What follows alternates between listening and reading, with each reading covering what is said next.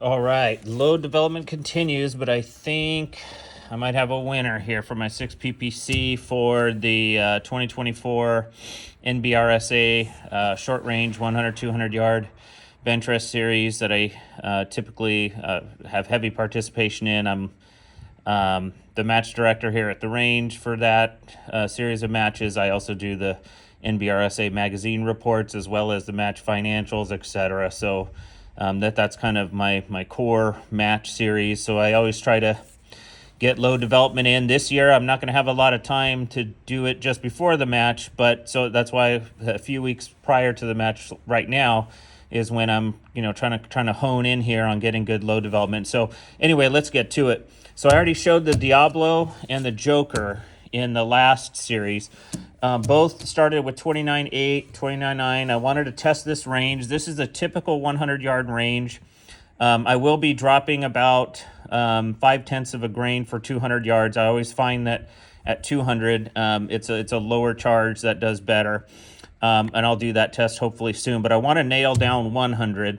And, it showed a really good tune window here, 30 and 30.1 with the Diablo. And then the Joker kind of showed not a real good tune window up here, but 29.8 was good. So my strategy was, based on the Diablo and the Joker, I was going to confirm and see if 30 and 30.1 with 5-shot groups, and also 30.2 with a 5-shot group, if that's going to confirm. And then with this, I thought, well, I think there may be a tune window going in that direction. So I decided I'm going to load 29.6, 29.7, and 29.8 and shoot that and see if that's a tune window here for the Joker. So that's essentially what I did. So with the Joker, going back from 29.8, back to 29.7, back to 29.6, that's exactly what I found. I found that the tune window was kind of behind where I started. I started, at 29.8 and looked up, and there was kind of not a real great tune window going that way. So that's why I said, let's go that way. And I did. And it turns out the tune window showed up. We got a good tune window from 29.6 to 29.8. That is good for the Joker, especially when the smallest one, this tiny little dot, was right in the middle of that tune window. That's generally ideal situation. So 29.7 with the Joker going in hard jammed at 20 thousandths is the best. Now the Diablo, let's see, 30 definitely replicated with a 5-shot group. That's the 3-shot group. Replicated with a 5, very similar group shape, very similar POI. 30.1 opened up. So the 30.1 from before was small, but with a 5-shot group, it opened up.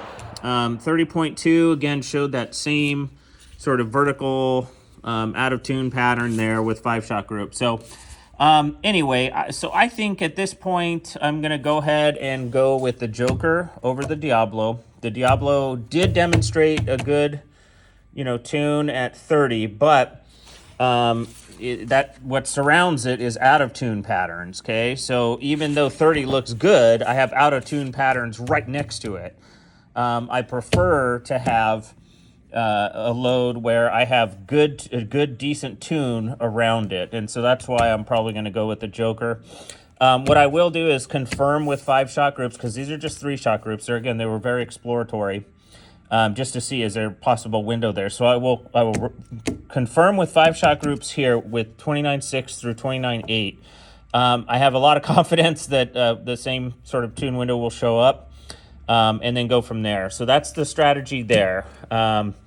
The difference between the Jokers and Diablos, they definitely do have a different, ogive pattern.